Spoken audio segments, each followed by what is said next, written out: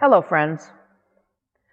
We're in the time of what has customarily been one of the busiest times of life in the United States, the week before Thanksgiving.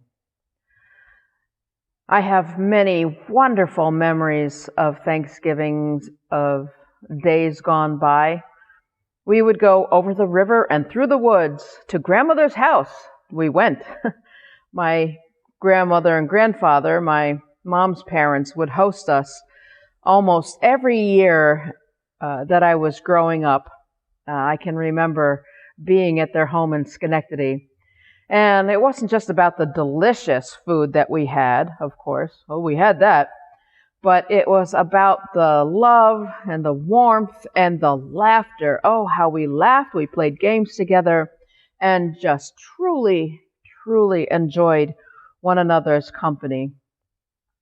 Those days changed. That routine changed once my grandparents were elderly, and then after my grandfather died, my grandmother moved. So that tradition did change, as all traditions do at some point. And in the years past, my family has been gathering together, my siblings with their families, and my parents. We have usually met someplace together. But we're not doing that this year. And that is, it's a sad thing. But we all are so conscious of the need to be safe in this time of pandemic. Many people are changing their traditions this year for both holidays, or all holidays. Thanksgiving, Christmas, and the Hanukkah and Kwanzaa, and all of the holidays that happen between now and then, New Year's, and there are lots of times when we want to be with those whom we love, and usually are able to, or often anyway. And this year, we just cannot. At least I hope that you are taking seriously the recommendations to not travel as much as possible. We have to be so cautious this year. And I'm telling you, it's hard. And I know that many of us, at times, we want to just throw caution to the wind and say, oh, just this one time, it's not going to matter. But over and over, we read stories of people who thought that they were taking every precaution possible, and still one person showed up with an undiagnosed virus, and more people ended up being sick. And so my family is going to be gathering on Zoom, well, they don't know that yet, but we will have a chance to all visit together this year.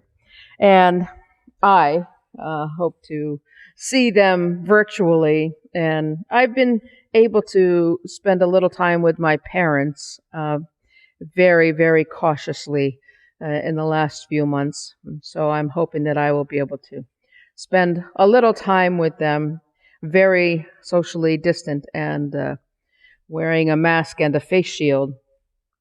Makes eating a little complicated, but it's the safest thing to do. It is still a time to remember our blessings in spite of it all. In spite of it all.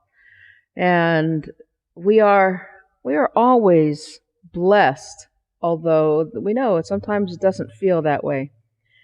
We've all gone through hard times, I'm sure, whether it's loss of a loved one in our life, whether it's loss of a job, or it's sickness or depression, or one of the million other things that can transpire in our lives that cause us to be overwhelmed and sad. In some ways, I was thinking it's a bittersweet Thanksgiving this year, but not really bitter. It's just sad that we can't do the things that we want to because of this terrible pandemic. And so I encourage you to, in the face of, if you're feeling that sadness at this time of year and the loss of being together, find some ways that you can celebrate and maybe do something different this year. Do something new, and I mean in your own home. Have a new tradition. Maybe take out a jar, and on Thanksgiving Day, every time you think of it, write down a blessing and put it in that jar. And as you go through the day, your jar will probably fill up.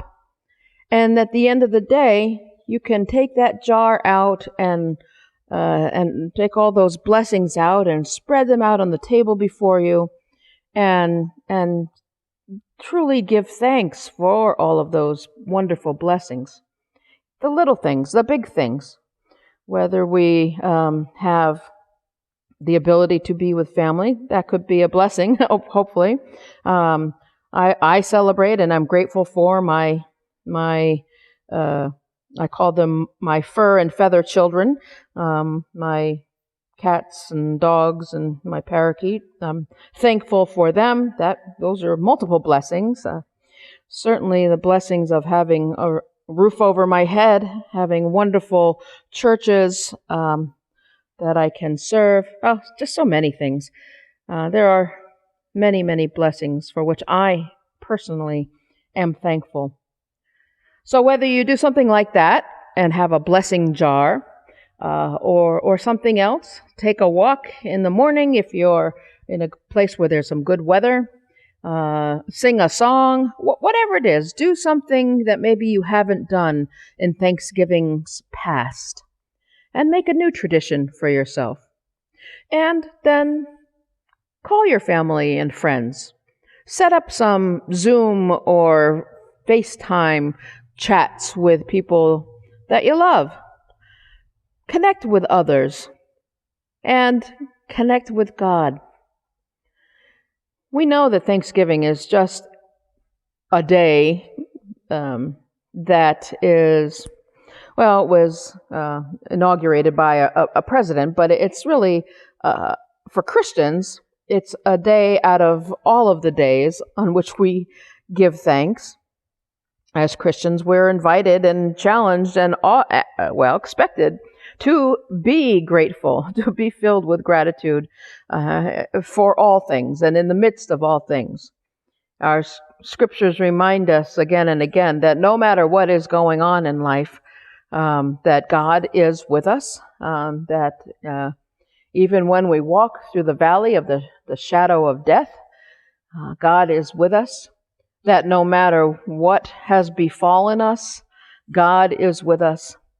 That no matter if we don't even know where the road is leading, God is with us.